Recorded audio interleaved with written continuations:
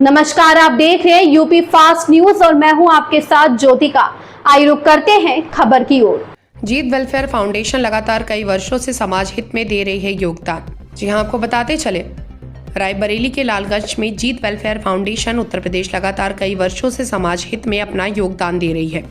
ये समाज में निस्वार्थ भाव से काम कर रही है। जीत वेलफेयर फाउंडेशन के संस्थापक और अध्यक्ष जितेंद्र सविता ने जीत वेलफेयर फाउंडेशन से दी जाने वाली सुविधाओं को बताया और उन्होंने कहा कि हमारी संस्था लगातार कई वर्षों से समाज में गरीब लोगों की मदद कर रही है, चाहे वो छोटे बच्चों की शिक्षा से जुड़ी हो, चाहे अस्पताल में मरीजों से जुड़ी हो, चाहे वो गर्मियों में पानी से जुड़ी हो। लगातार जीत वेलफेयर फाउंडेशन हर कदम पर गरीबों के साथ चल रही है। इसी के साथ आइए सुनते हैं कि जितेंद्र सविता ने इस खास बातचीत में क्या कहा। अंकुश श्रीवास्तव की रिपोर्ट, लालगंज, रायबरेली। समाज सेवा एक बहुत ही अति उत्तम कार्य है। समाज सेवा करना हर किसी के बस की बात नहीं है। भगवान ने किसी को धन दिया है तो नेक काम करने के लिए इरादा नहीं दिया है, और जिसको धन नहीं दिया है वो व्यक्ति गांव में, घर में, आस पड़ोस नेक कदम करने के लिए तैयार रहता है। इसी की कड़ी में आज हम मौजूद हैं एक ऐसे फाउंडेशन के अध्यक्ष के पास जो निरंतर कई सालों से समाज में काम कर रहा है, चाहे वो ठंडी हो, चाहे गर्मी हो, चाहे बरसात हो, चाहे कुछ भी हो। ये संस्था लगातार फील्ड में उतर के लोगों के सुख दुख में साथ खड़ी होती है। फाउंडेशन का नाम है जीत वेलफेयर फाउंडेशन। उसके अध्यक्ष हमारे साथ मौजूद हैं जितेंद्र सविता जी। आज हम इन्हीं की जुबानी आपसे बताएंगे कि इनका फाउंडेशन कब से चालू हुआ है और निरंतर कितने वर्षों से समाज हित में कार्य कर रहा है। वह क्या परिचय है आपका? धन्यवाद पत्रकार महोदय जी।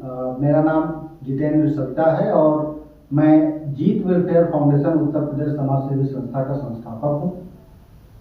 ये कब से आपने इस फाउंडेशन का ओपनिंग किया था?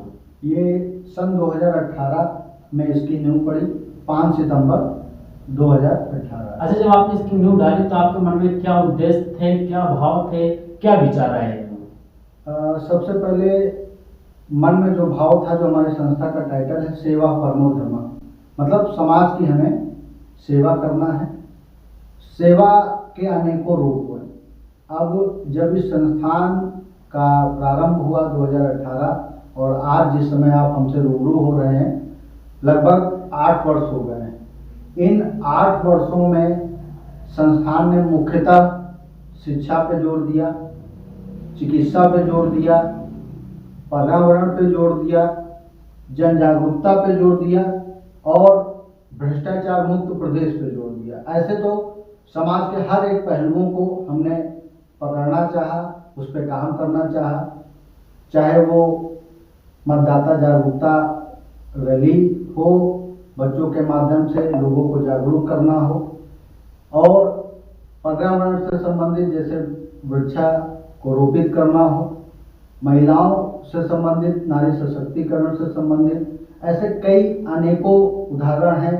हमारे पीछे बैनर भी लगे हुए हैं। कई ऐसे प्रोग्राम हैं जिनको हम अपने संस्थान के माध्यम से, अपने टीम मेंबरों के माध्यम से हमने उसको समाज हित में किया है, और लगभग इन 8 वर्षों में लगभग 80 से 90 कार्यक्रम हमने समाज हित के किए हैं, वो भी सेवा के पर्पज से। अच्छा, इसमें आपको समाज के किन किन लोगों का साथ मिला है? देखा जाए तो मैं सबसे पहले अपने टीम मेंबर जो हमारे जीत वेलफेयर फाउंडेशन के जो मुख्य कार्यकारिणी के जो पदाधिकारी हैं, संभवतः लगभग 11 से 12 आदमी ऐसे हैं जिन्होंने मुझे शारीरिक, आर्थिक और मानसिक तीनों रूप से सहयोग किया है। बशर्ते आज की डेट में 8 सालों में लगभग 1500 से अधिक हमारे यहाँ पे मेंबर हैं जिनके फॉर्म फिलअप होते हैं, जिनकी सदस्यता संस्था देती है। तो ऐसे लगभग 1500 व्यक्ति हैं। अब 1500 व्यक्तियों में से कोई किसी कार्यक्रम में सहयोग करता है, कोई किसी कार्यक्रम में सहयोग करता है, तो उन्हीं के सहयोग से हम 8 वर्षों का सफर समाज का व्यक्त किए हैं। अच्छा, जैसे आप समाज सेवा में लगातार फील्ड में उतर रहे हैं, समाज के लिए कार्य कर रहे हैं, तो जनपद में बहुत सारे ऐसे नेता, राजनेता और समाज सेवी अपने आप को कहने वाले लोग भी मिलते हैं।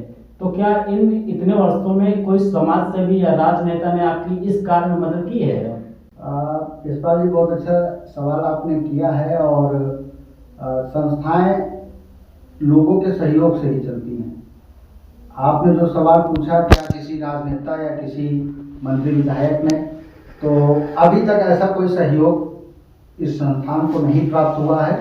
जो भी सहयोग रहा है वो हमारे टीम मेंबर, हमारे संस्था से जुड़े हुए सदस्यों को, पदाधिकारियों का ही रहा है, जिसकी मदद से आज समाज हित के 80 से 90 कार्यक्रम इस संस्थान ने अपने बैनर तले किया है, जिसमें ये मान चलिए निःशुल्क चिकित्सा से लेकर, निःशुल्क स्वास्थ्य व्यवस्थाओं से लेकर, विद्यालयों में कापी किताब वितरण से लेकर, नारी सशक्ति से जितने भी कार्यक्रम इस बैनर के तले हुए हैं, आप चेक कर सकते हैं। जीत वेलफेयर फाउंडेशन फर्म का वेबसाइट बनी हुई है, फेसबुक पे अकाउंट है और ट्विटर पे है। तो इन सब चीज़ों को जब आप सर्च करेंगे तो हमारा 8 वर्षों का जो प्रयास रहा है समाज हित में, वो आपको नजर आएगा।